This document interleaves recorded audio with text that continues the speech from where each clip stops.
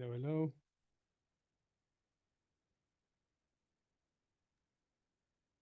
Hi there.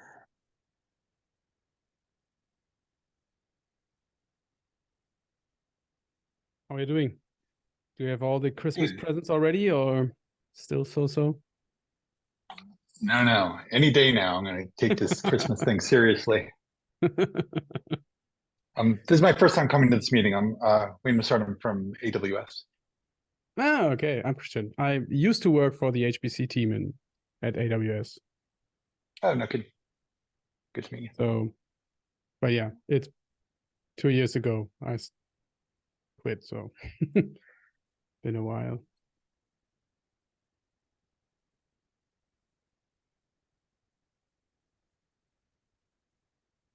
And which team are you working on? I'm in EBS. I kind of Okay. work in storage and containers. Nice.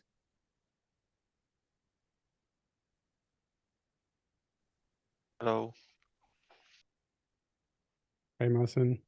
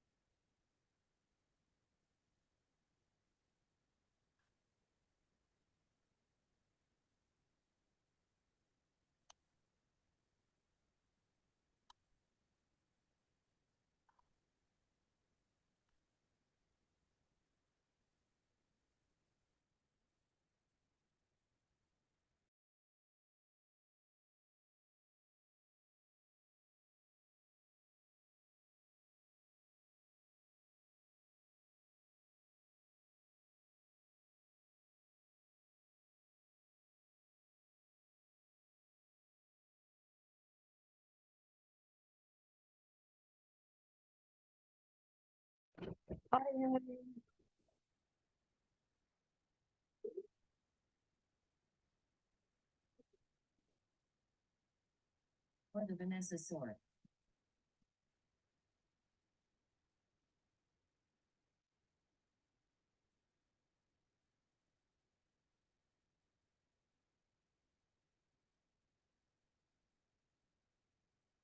Can folks hear me? Yes. Okay. Yeah, of course, after the weekend, all my technology is just like wrong. I woke up this morning and my container was in like, or sorry, my computer was in a boot and it had like just repeated container D error messages. Like, I don't know what it was doing. It was just like losing its head. So I restarted it and it seems to be okay, but nothing was connected. So there's that.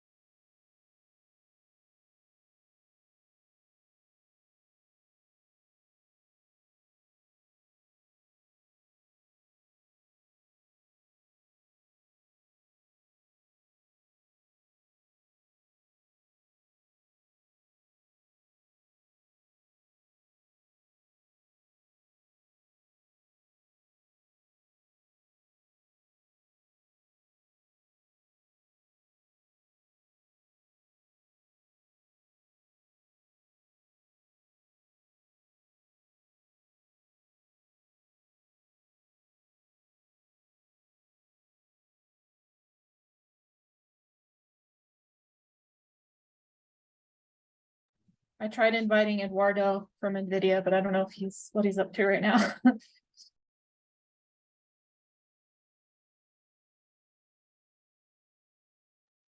By the way, I spoke with Svonko and he will represent everybody from NVIDIA. So he's the main contact. Okay. Yeah, that's great. That works too.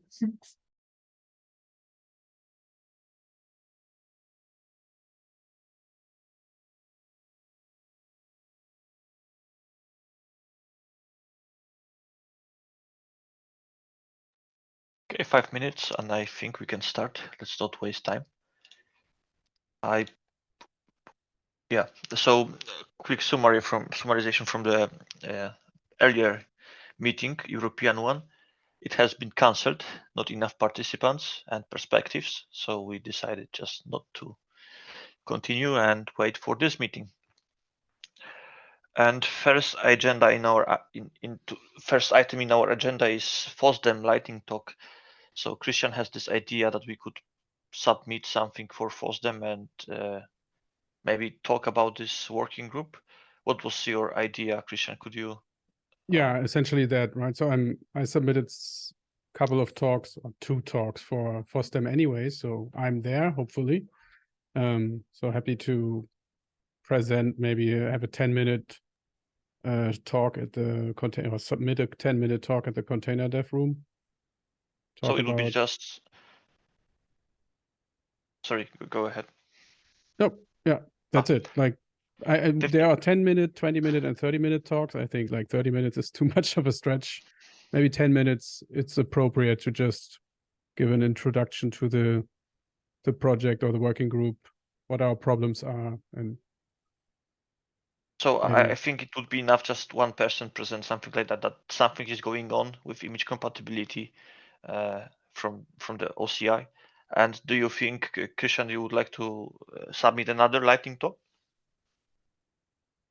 No, I think that would be the one. Yeah, the third one. Yeah. Or do you, because I'm not sure what your plan is, because I think 2 persons for such a short talk would be too much, right? So we basically need a volunteer to do this. Yeah, I will. I can do it. I'm volunteering for the talk. Like if... Okay. Then this is what I just wanted to agree on. I think we just need to send Christian off with our blessing. Onward, Christian, Yeah. to the lightning talk. Speak the good word. And Eduardo is also going to FOSDEM, so maybe we can do either we do like this 10-minute talk like together, or I mean, I don't mind. Or do you do it, Eduardo? I don't know. If you, I mean, you work for NVIDIA, so you need an excuse, right, to to go to FOSDEM maybe. So like if you want to take it, then feel free. Hi, everyone. For those who don't know me, I started the container journey with Vanessa in Singularity, so I know quite a bit about the low components of containers, and then moved to Podman, contributed a bit to Podman at Red Hat, and now at NVIDIA I contribute mostly to Containerd. So yeah, I'm very aware of the entire ecosystem, and I work a lot for enabling HPC containers for HPC. Hi.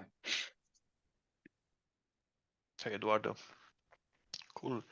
So that was fast. I think we can move to meet the use cases, right? So So our high level goals, we have a lot of use cases. I put a lot of sort of non-traditional ones. Are we going to go through and sort of categorize them into ones that are reasonable to take care of, ones that aren't going to be covered? And then like what's our plan for this long list of separated use cases by person? Maybe we can get some guide from Brandon. I guess we can remove duplicates first. Yeah, when we did it back for the reverse working group, it was letting people just have their own little space just to get ideas out and not have to feel like they're trying to align with everybody else. And then after we did that, we went through and someone went through and looked at them all and said, okay, we had 3 people that said the same thing. I'm just going to deduplicate everything and come up with one list of everybody. Okay, sounds good. So it looks like mine use cases overlaps with some of Christian's. Does someone want to share their screen so we can look at the same thing together, or?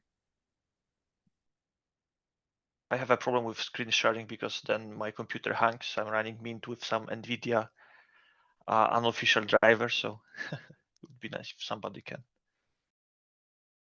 Thanks, Christian.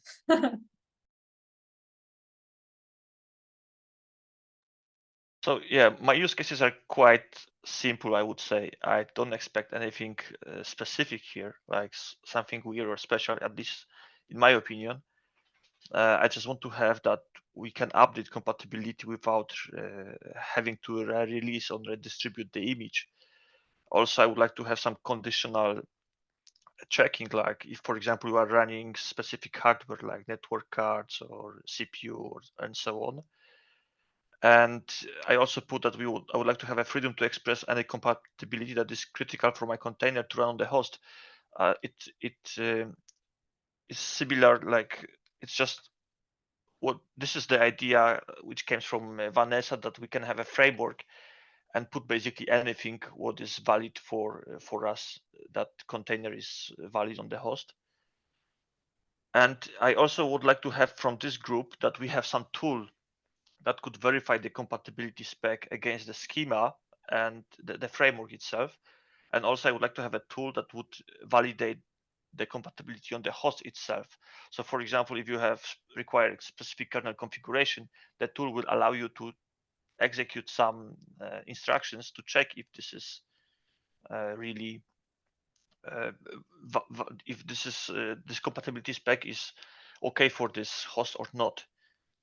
And So, are we Yeah. allowed to ask questions? Is that okay? sure. Okay, so for this tool, you can imagine that different sort of compatibility interest groups have different checks that they want to do. So Yes. would our working group provide kind of the skeleton of the tool, and then that particular check would be like a plugin? Is that what you're imagining? Yes, exactly. Okay. I mean, the tool architecture is discussable, and I'm also working on some framework language that we could express the compatibility itself. And but basically, yes, the framework would execute some kind of plugin that we don't deliver everything, as it's not possible.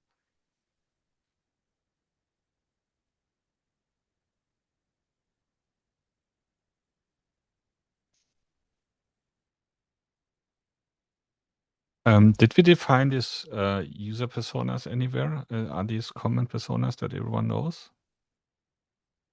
No, we're just making them up as we go. Not a joke, quite literal. Yeah, okay. To answer your question, Brandon, why it's helpful not to download or pull the manifest. I mean, it's just, it would be much better that if we have, for example, the image name, you could right away discover the artifact without reading the image. So I thought if it's possible to, that artifact has in the subject field can refer the image specific image You- manifest. For doing that, though, I- you may have to pull the manifest to be able to get the digest so that you can pull the subjects of that manifest. Okay, so then I will rephrase that I don't have to pull image blob layers. Yeah, layer blobs I understand, because you're talking about a sizable content there. The manifest and the config tend to be pretty small bits of JSON, though. Okay, that's okay. Maybe for your tool idea, I think I started like a weird tool a couple of months ago, but it's not anywhere near finished. But I think what this tool should do as well is maybe gather or allow to create the correct object for the specific image in question. Like it does not only like take the information from the host and checks the compatibility object that we are going to create against the host itself, but maybe also inspect the container and create the object so that there is a tool that checks for like whatever, like glibc version, and with a plugin so that you, by the plugin architecture, that you can plug in your HPC MPI plugin that checks for that and maybe generates the object as well. That might also be variable though, because if, just that in and of itself is a bias about what information is needed to do the check. So I think we probably could provide sort of like standard functions that would deliver that information, but then within a plugin, the plugin would decide that it needs that information and use them, so that some tool that doesn't need it, you don't have it just always kind of sniffing around your system and grabbing that. Sure, yeah. Maybe dynamically loading like shared objects or whatever, I don't know.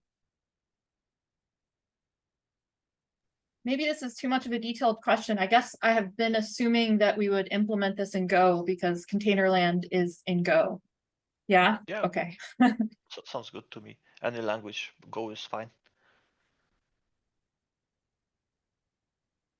And other my use cases are quite simple, right? That stuff like the output has to be human readable, that some cluster admins can provision or reconfigure cluster nodes label and group cluster nodes or group application itself. So nothing special in there.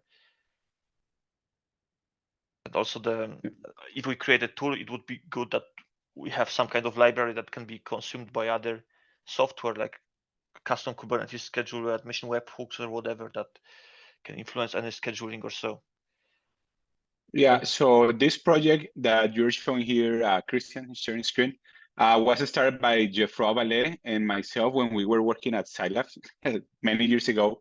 But Geoffroy has kind of like keep updating it until 2 years ago. Currently only works for MPI because Geoffroy is a open MPI contributor and he's like a MPI freak. But basically this tool will tell you if the MPI in your container is compatible with the outside host, but it's with the idea of, again, image compatibility, right? And it could be a good start on looking at this tool. Because one of the main things like for MPI is kind of like the ABI compatibility, is looking if the library is inside the host. Like we could take this tool and make it more generic on looking at what my container has and then looking outside and creating a comparison matrix, right? Yeah, I think that tool would actually be a really good example of one of the plugins.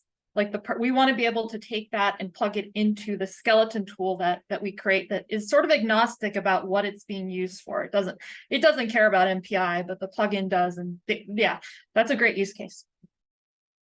But I think this, as I said, like this tool, like we are creating a description of a container, right? And we kind of also need like I call it fingerprint in my tool, like a fingerprint of the host that we, like two distinct information bits that we can compare, I think, right? That would be cool. Like if we have like, if we even can create this fingerprint of the host and then compare it offline with the object, like the compatibility object, and then check offline if this host would work with this container, so that it's not only on the host, but also offline, that we have maybe a couple of fingerprints from different systems, and then we can compare different images and make conclusions. So maybe we need two pluggable pieces. We need the plugins that are, checking MPI, but then we need something that, and I don't know if this is the right forward for it, but something that's akin to an extractor. I want to extract this particular kind of information, and then the plugin can choose the extractor that they want. And actually, probably a lot of plugin writers will be writing extractors too, because they'll say, "Oh, I need this MPI use case, or I need this kernel use case."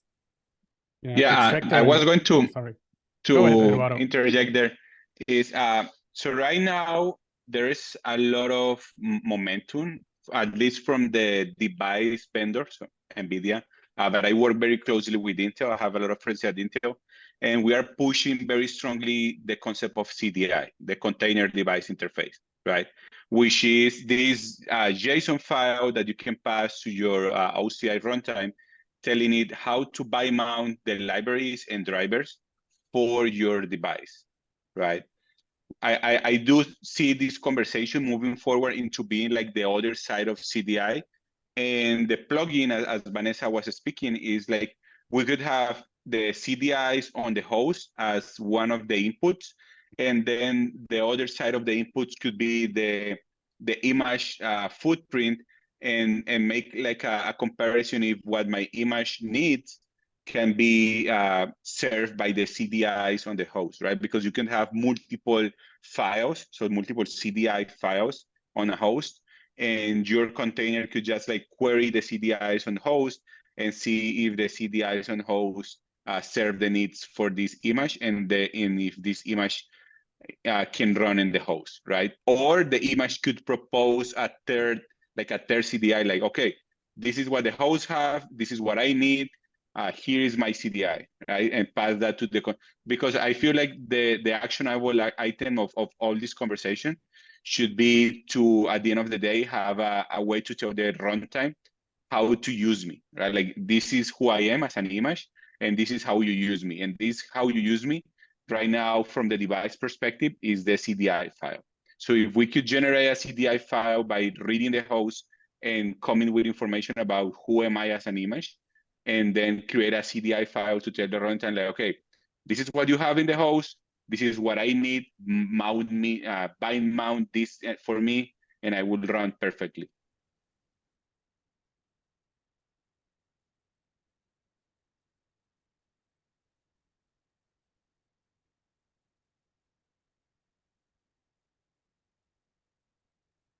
Yeah, I'll just say I like that. I like that idea. Yeah, I think we need to give it a try and see what fits best, right? And I guess there are maybe different artifacts and different ways of doing it in more detail for like hardcore HPC use cases and maybe more generic for Kubernetes use case. I don't know. I think the information we can use in different ways and different aspects, right? I think that's totally fine.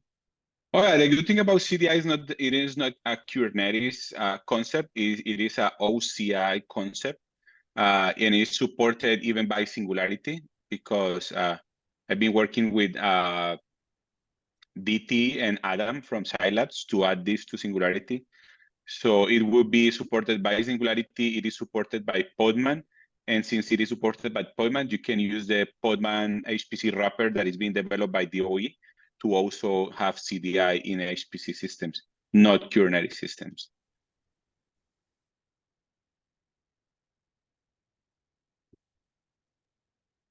Eduardo, do you have a good link that you could drop somewhere in the chat or the document, just so we have it?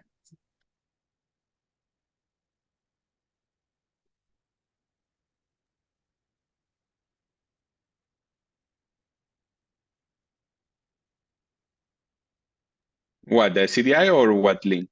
No, it's That's already okay. Brandon's on it. Yeah. Each do it. I was Googling as well. I figured, I don't remember being an OCI thing, but it's at least CNCF.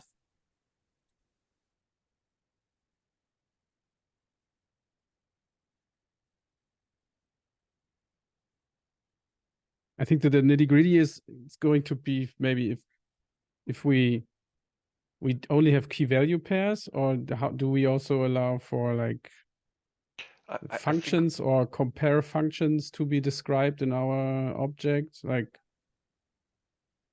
yeah, we need something like that. I mean, key value pairs is not enough in my opinion. So it's a CSAT expression or something like that? I can show you what I was working on. I mean, I didn't spend too much time on that, but I was creating my own prototype to have some kind of validation. And then you can see, for example, that this is a very simple language with scanners and how to validate the host. So for example, you have virtual function object. Inside you specify kernel configuration, kernel module, and it's a very simple way to describe virtual functions requirements. But when you go to line 19, you have CPU, and then you have one of Intel where you describe hardware, kernel command lines, and so on. And those stuff, like if you have kernel configuration, kernel modules, hardware, and so on, I call them scanners. So if you go to package and you go to package scanners and Linux, those could be those plugins. You have a piece of software, maybe kernel configuration would be, yeah. You have a piece of software that takes everything what's in the scanner input, and you pass it to the code itself, and then you do appropriate validations. And also you have to have some kind of conditional statements in there, right? So if you go again to examples, GPU pass through JSON, you will see there is, for instance, CPU one of Intel or AMD, and how you validate those. So in that case, it shows that we need something better than key value pairs, in my opinion. I'm not saying that we have to follow this idea, but we need to have some kind of language that describes how this compatibility should be described. Yeah, and I think we need to distinguish between something that might be in the platform section. So like versus something that's like a special interest group that is, snake make workflows. I think we want to allow both, but we don't. So there needs to be some kind of namespacing in here. I'm not sure if like if you think so for this particular structure, are you saying that CPU, GPU, that's sort of the level of namespacing, or would there be sort of a separate custom key section for, you know, one-off ones that are more custom? Depends if you, because you know, if you were talking about here about CPU, GPU, they are connected, right? They are grouped under the same spec. If you are talking about namespaces, maybe it's a little bit different, I think, because but by the namespace you treat some kind of subjects, like if it's CPU, if it's some other configuration. What is namespace for you? Namespace is some family of attributes that's maintained by an interest group that has an interest in doing a compatibility check. So it could be like SPAC, it could be ArchSpec, it could be snake-make workflows, it could be MPI, something related to MPI, or a very niche group of MPI that wants to do checks that nobody else wants to do. Okay. Are those good examples? Yeah, those are good examples. And so in my case, those are not the same things as you described, because CPU, GPU users could name them as they want. It could be CPU full bar or whatever. What's important is what's under that, where it's just a grouping of specific kernel configuration modules and so on. So under the name, you have group of specific scanners that you can verify if the group is valid or not. Would our group, though, define a set of core keys that cannot be defined by an interest group that would go into the image platform? Yeah, you could say that, yes. Okay, yeah, I guess I'm thinking of like the protected keys that go into platform that we kind of control that namespace of, and you would mess something up if you created a custom one, and then the rest is wild. And again, to bring up Brandon's favorite term, the rest is Wild Westy. I see. But then we would have to talk about the platform object itself, because from what I read from the Brandon's use cases, I saw something like, as a runtime maintainer, I don't want to change the platform object or something like that.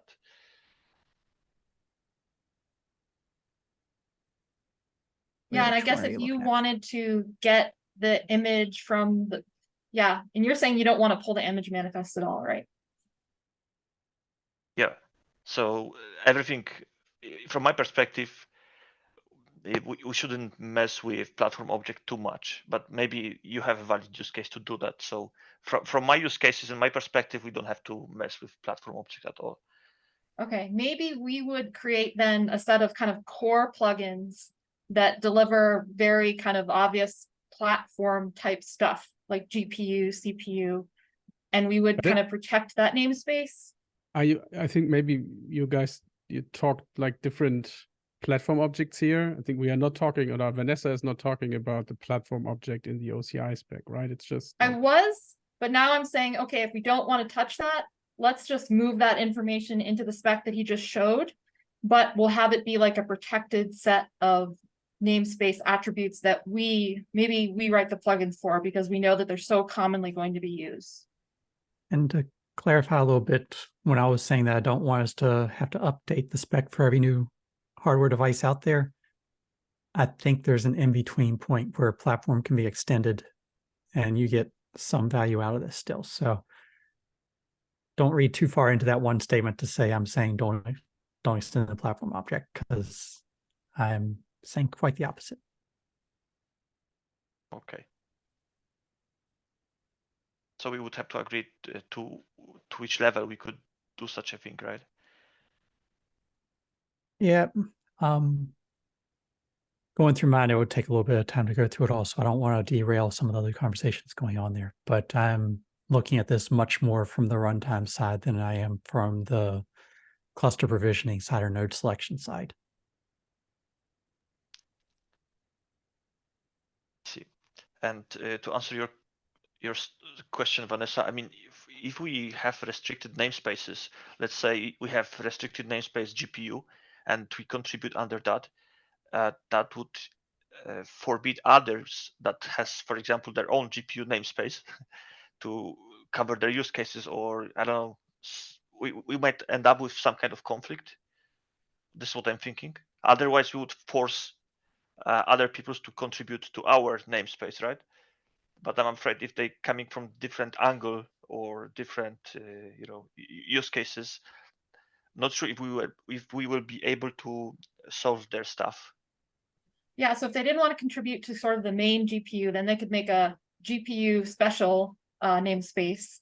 And so you're worried about the case where there's like 18 different GPU namespaces, and Yeah. someone's coming along, they're like, I need to look at GPUs, and then they don't know what the heck is going on. Yeah, no, I can see that too. I guess that's always going to be an issue though, because I don't know, what do others think?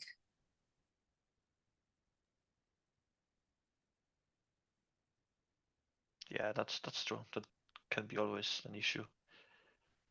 I do think we have to have some namespacing, because even imagine if you just have two, and maybe it's sort of and maybe someone puts in, GPU namespace number 2 as just GPU, then all of a sudden you have a different set of attributes that are there, and it's unexpected, and it's again a mess.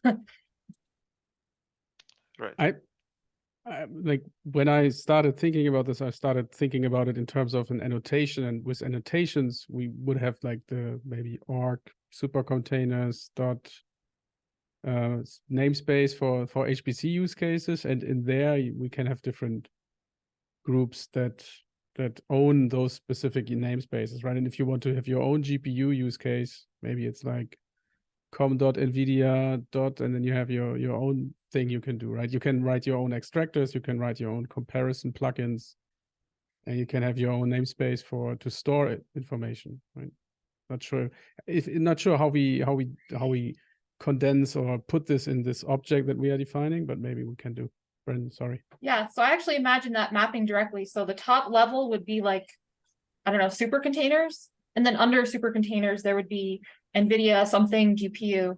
And that actually could be interesting, because you're sort of making a declaration that that particular set of metadata is about the same NVIDIA GPU maybe as someone else. Of course, that would require that people who are writing that would carefully select which of those sub attributes that they're using. I guess I like the nested idea. I think the namespaces make sense. I think I've generally seen a good result when there's this pattern that people are empowered to define and write what they need, as opposed to make many steps of like, oh, I need to, add this upstream, although probably others disagree about that.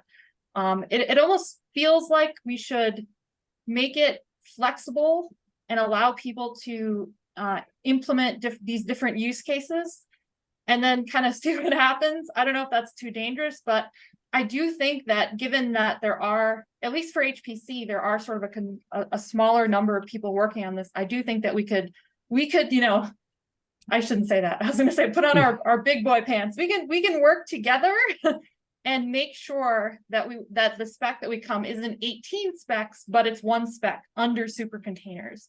And we can have a process, for example, for commenting on it, for working on it. That kind of steps out of the space of like the spec itself and goes into sort of the community and the culture around how we maintain it. So I think if we set those guidelines, it might not be such a crazy idea. So, sorry, go ahead, Brandon.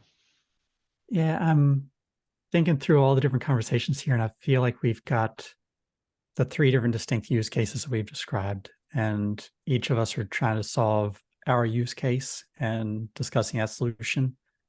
And as a result, some of us might be talking past each other because one person is trying to solve a completely different problem, and so they're describing a completely different solution. And so when I hear this, I'm hearing, the cluster provisioning. When I hear that sort of solution, we need to describe what environment was used to build this. You're going to include a whole lot of detail that people just don't care about if they're doing a container image selection. It's just 2 very different problems that you're doing between the 2.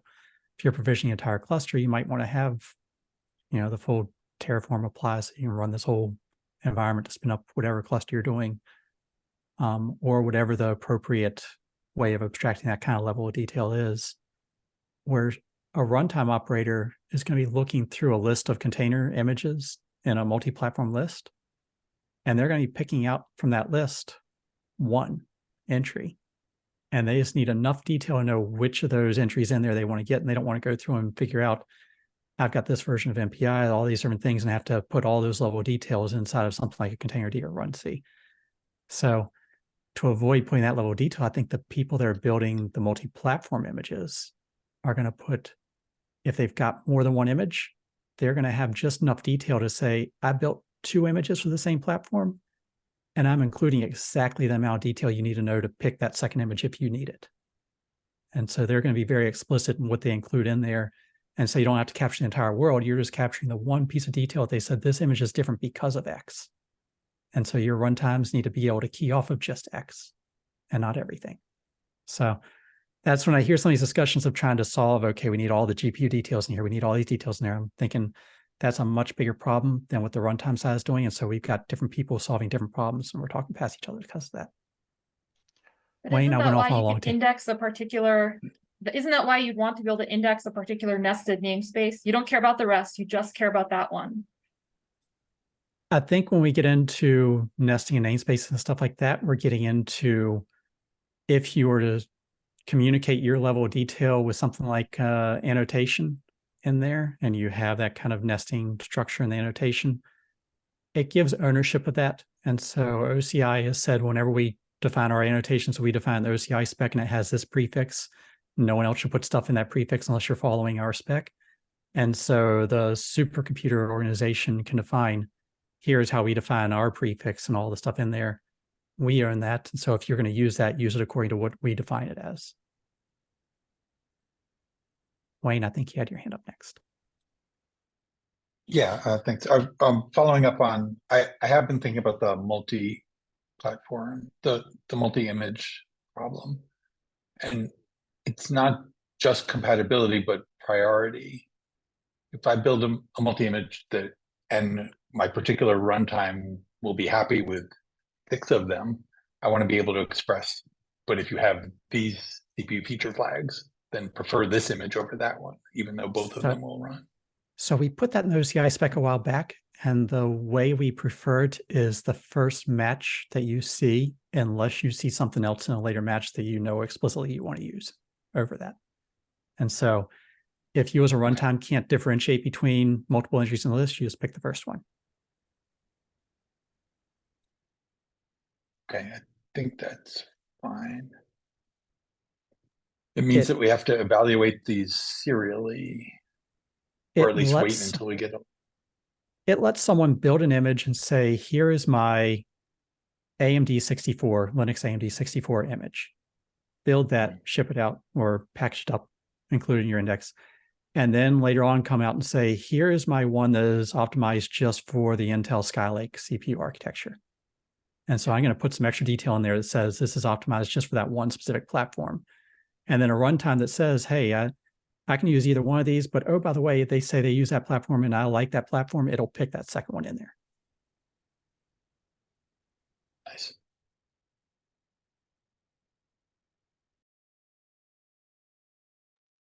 So I guess I can go next.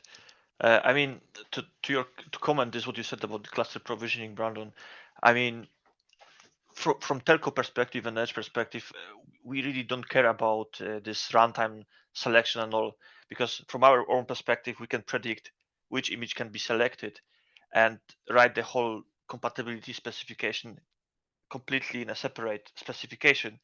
And then you put this this specific details about specific hardware like NVIDIA or Intel GPU, Intel network card, or other network cards vendors and so on. So yeah, this is just, I wanted to clarify that others understand the use case. I understand for HPC this is not the case because maybe you want to have the image selection based on the CPU features and so on. But yeah, that's why I thought maybe we can extend platform object only with the some CPU information, but I'm not sure about GPU stuff for your use cases, guys, and so on. I really feel like if we extend a platform, it's not going to be for everything. If I was to build out an example solution, it would include that the platform might get extended by a little bit, not a lot. And then everything beyond that would be an attestation. And people that put that attestation on there, like I say, they're going to be building 3 or 4 images. for the same architecture, and then saying, here's the second image that is, extended or enhanced or whatever, just for the NVIDIA GPU. And then someone with a runtime could key up that runtime and say, if you see an image with this attestation, that's the one you prefer.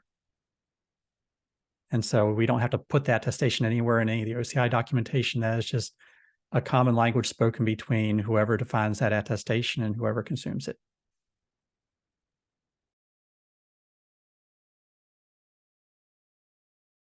Is this attestation? Like, I'm not sure, but because I'm not in the loop, like for the subject piece, but could we use something like a subject to say, like, there is a certain type, specification type, compatibility type, whatever we call it, that is owned by certain groups? Like, say we have a core that describes specifics that we think like are generic for everyone, like CPU or whatever, and we have other types that are like MPI specific that are owned by someone in our HPC groups. Or is, maybe I misunderstand subjects, maybe Brandon, sorry.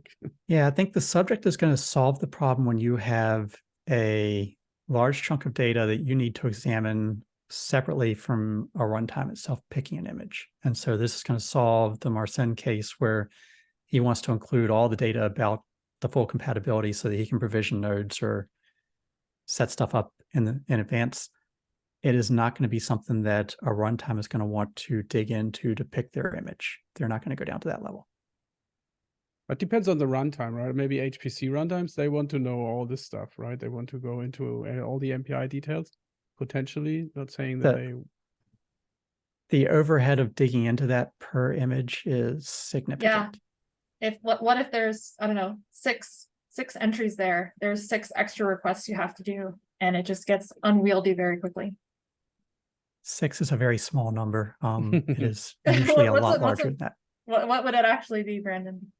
Yeah, I mean, I've got an image that has, I think, at least 8 different platforms already. And none of them have this metadata on it, but you still have to query for it. And runtimes just don't want to run queries ad hoc that might change after they pulled the image down already. And so now they query it every time they run the image. It's a lot of overhead they just don't want at the runtime level. Yeah, so if the runtime was a rapper group, it would make a song called "Runtimes Don't Want to Run." Sorry, but not necessary. Marcin? So right now the bottom line is we are trying to figure out how deep we should go with this. HPC use case is a good example. Like, what do we want to do with this platform object and how to influence image selection, right? I really think we're going to have multiple solutions here. We're not going to have a solution that covers everybody's use case.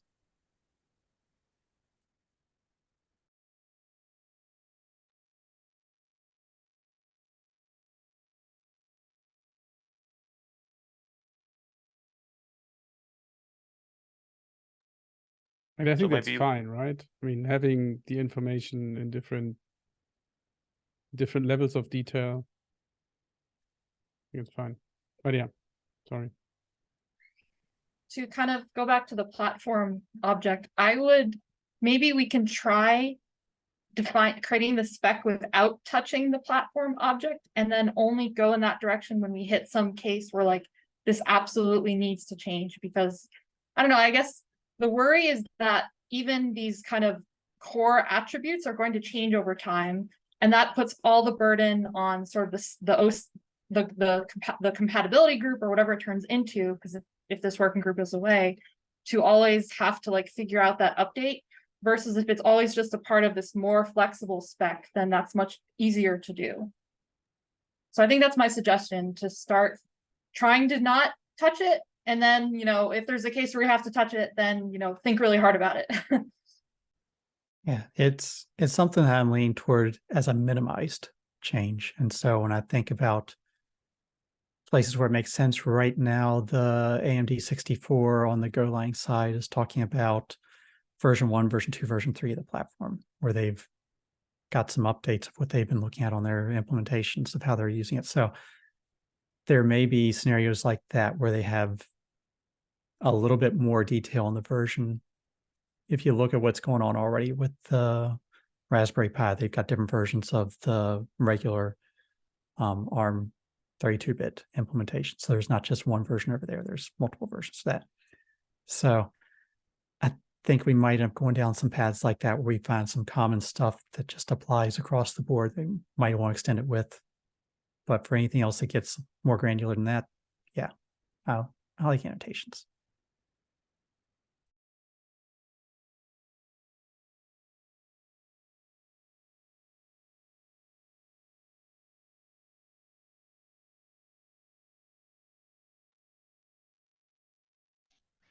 So maybe we can continue with use cases just to make sure we don't have any other, let's say, trap or something.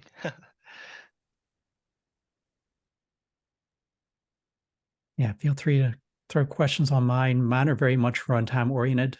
I do have a couple that I'll call out, which is, from one of them, the runtime didn't want a whole bunch of extra APIs. So that was going back into, we don't want to call the refer API for every image within a multi-platform list to figure out which one we want to do. I want to call out more specifically, though, that I don't want us to really overlap with some of the other work out there. And so if we're going through a whole bunch of detail to put MPI, libc, all these other details of what software is installed inside of the image, we're really getting into SBOM territory at that point. And so it almost makes sense to say, hey, we've already got all that detail today. Just go with the SBOM spec. You've got all the information you need in there. Just standardize how you pull it from that way. So there might be other specs out there that we want to leverage rather than reinventing our own at that point. So that's one caution I'll put out there. And then for the other big caution is that I hear some comments of, hey, we want to be able to include all this detail about what GPU to integrate with, what are all these other things to set up and have that automatically configured from when we run this image. I can see security people getting nervous when they hear that, because what you're saying is that when you run this image, someone from the image producer side is going to be able to tell your runtime to do things that you might not have thought it was going to do. And so picking an image is one thing, changing the privileges that image has to run with, that's going to get people very nervous very quickly. So even if we support artifact signing from day one, you don't think that addresses that concern? I mean, people trust a signed image, but does that mean you want your Alpine image to suddenly start pulling in all the GPU stuff just because someone signed the Alpine image that said they're going to do that? An Alpine base image shouldn't be touching your GPU. What's it doing with that? Yeah. That basically would mean that image authors should be the one who creates artifact compatibility, and they are both signed by the vendor. I would take it another step. I would say that the deployment engineer should say, hey, this thing should run with a GPU. And when it goes out to the cluster says, hey, you've got an NVIDIA over here. I pulled up this image. It says it's got an NVIDIA support. I'll go ahead and prefer that. And then maybe some kind of compatibility spec in there that says that here are all the mounts that are associated with NVIDIA or something along those lines. But I feel like it needs to be a very proactive thing where the deployment engineer says, I need to run this image with these capabilities in advance.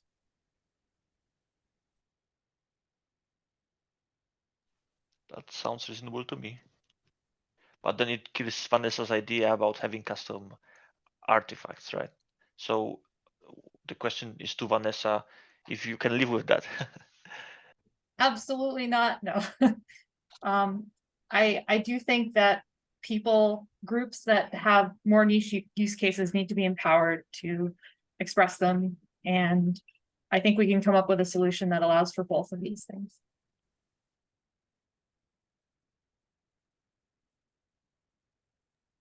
Yeah, I think I'm totally like double clicking on what Vanessa just said. I think with like a lot of HPC users, I think they just want to be the snowflakes that they think they are, and they want to express things that they think are special. And if we don't allow them to do this, then they will freak out. Christian, I do not want to be a snowflake. Snowflakes melt and go away. So Eduardo, I see what you posted in the chat, and we've actually brought up ArchSpec in like most of the meetings. I think it's a great use case, and it's definitely something that we're you know, when we get to the point of implementing stuff, trying things out, we're definitely going to look at ArchSpec. Snowflakes melt faster in Colorado too. They last for like a couple hours over there. And I was going to add on to a bunch of these points that what happens in the runtime is very different from what happens in the cluster provisioning or even, you know, spinning up stuff. We've got details out there for how you package compose files out there into an OCI artifact. And that could include a bunch of details of, hey, here's the details of how you want to run this container image. And someone pulls it down and says, yeah, check on that. And that could include all these different privileges that you need to be able to run this image with. So just because we don't put it in one place that the runtime cares about doesn't mean that we're not going to get this information out there in some other path that you might find useful.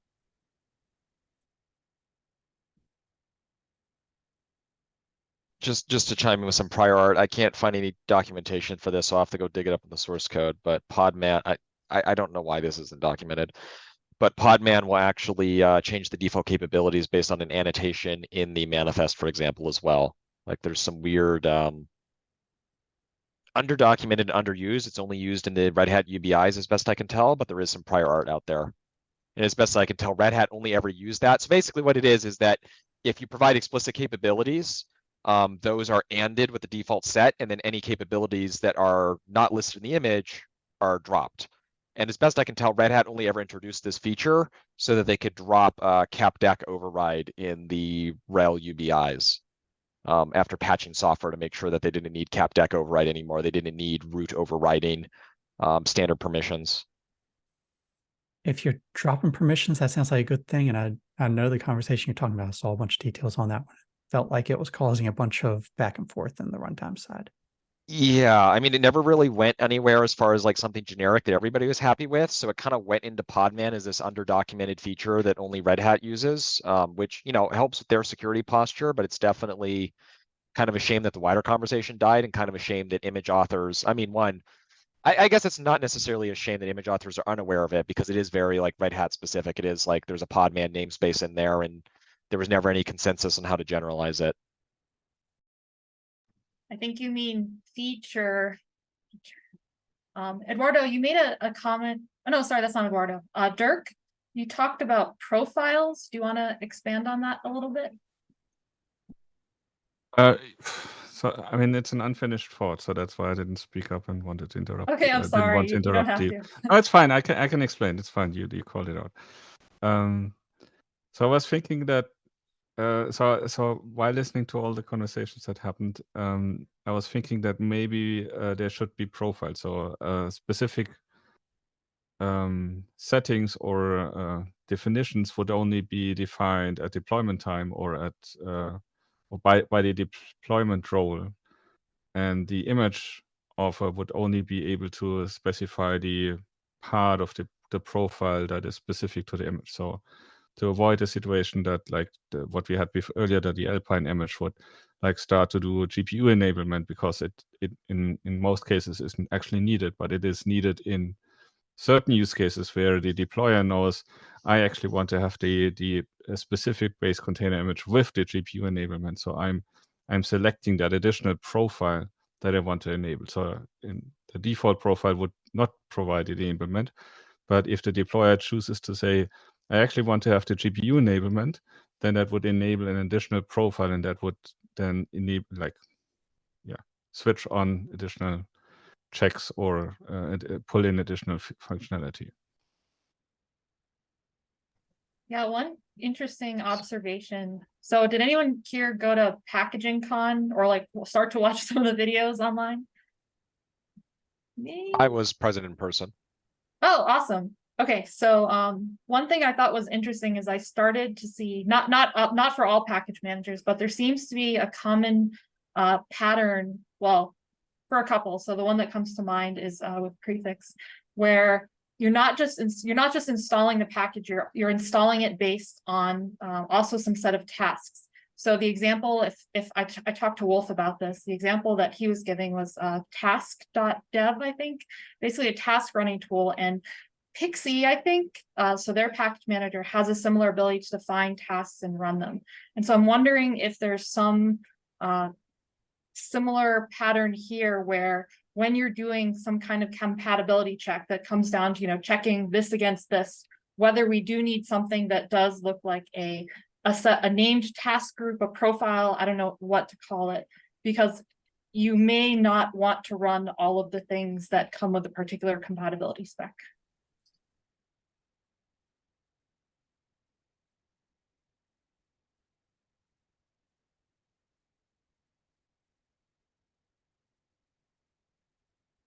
Just a question for thought.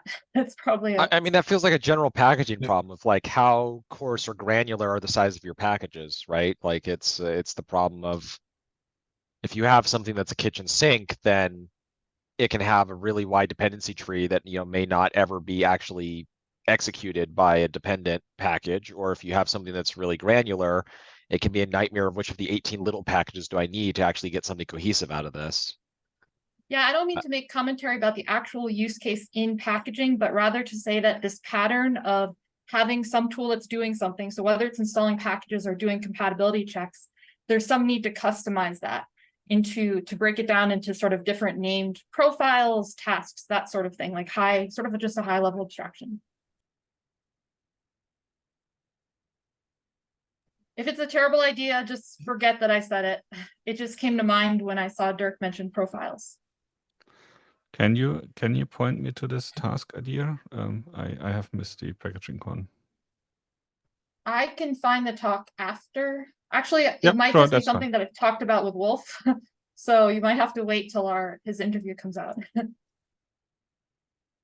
think it's a good idea. I think what both of you are getting at, if I understand, is that we need a language not just for what the runtime provides, but what the runtime administrator authorizes.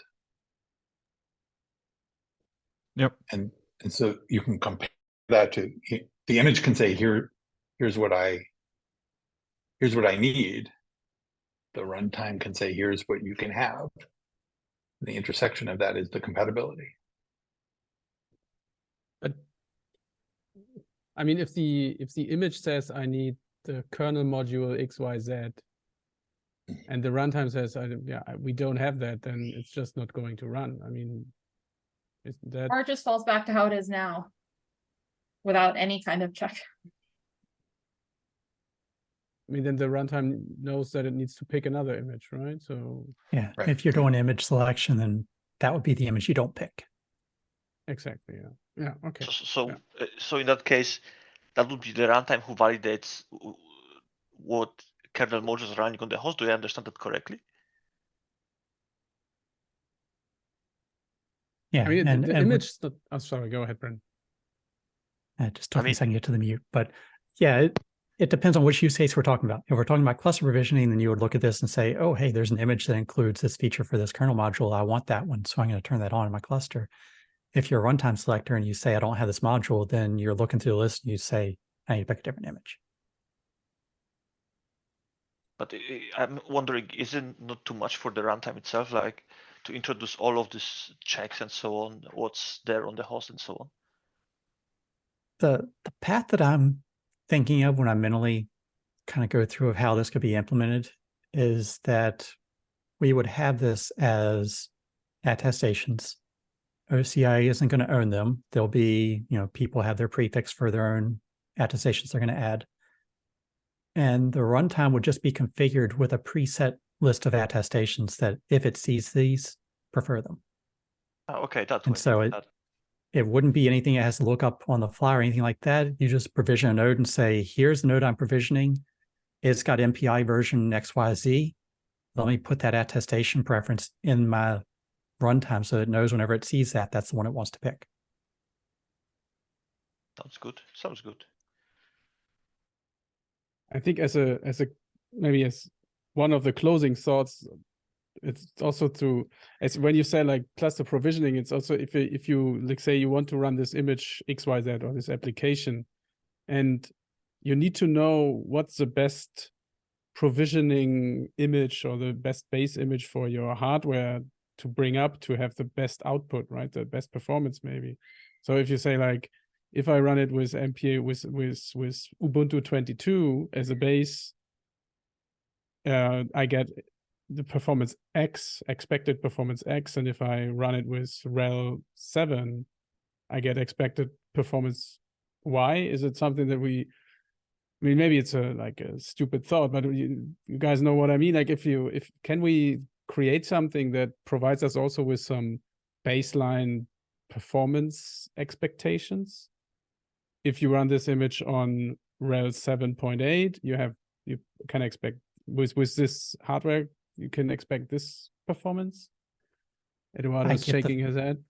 I get You the feeling need, that trying to like- put that into a spec is going to be next to impossible, but it might be something useful to look for an overlap if you've got 5 different images to run. That, oh, by the way, Red Hat version 9.whatever isn't supported by all 5 of them, but the 8.something.something is. Let me prefer that one and deploy that because all my images support it. That's an impossible task. Like the only way to get closer to that is to associate with the E4S, the E4S guys. So if you know the E4S, so Shane, Samir, Shende, and they have like a suite of containers with all of the HPC libraries and packages, and you will need like, yeah, it's crazy. Like you will need like 10 guys doing their PhD on that to build a matrix that is going to be enough value for evereveryone. Because guys with a it's PhD. Yeah, let me yeah, just go get them. They're in my closet. So we Yeah, are yeah. we're over time, and I think we should be respectful of folks' time. What do we want to do for next time? Do we want to keep talking about these use cases? Do we want to have sort of an action item thing to work on, and then still talk about the use cases? What do folks think? For me personally, I think we should go again over the use cases and eliminate those that doesn't make sense, because we didn't do that today. We just were talking about solutions and other ideas how we should proceed. So I would just say for the next meeting, let's still talk about the use cases. And I would ask Brandon to maybe add the note about this attestation idea to the meeting notes, if that's okay. Should we work on that asynchronously, like on the doc with comments and discussion, or should we wait until next week and do it sort of interactively? I mean, we can do this asynchronously, that everybody is up to date, and then maybe it will take less time on the meeting. That I think it's a good idea to just read and prepare your thoughts for the meeting and comment and so on. Alrighty, sounds good. Brandon, if you make something about that attestation, can you share that? Because I would be interested to see that too. I don't think I'll write it right off the bat, but I will put the notes over in the HackMD as like my little brain dump. Okay, Yeah. sounds good. Okay, so thanks, and talk to you the next week. Until next week. Bye, everyone. Thanks, everyone.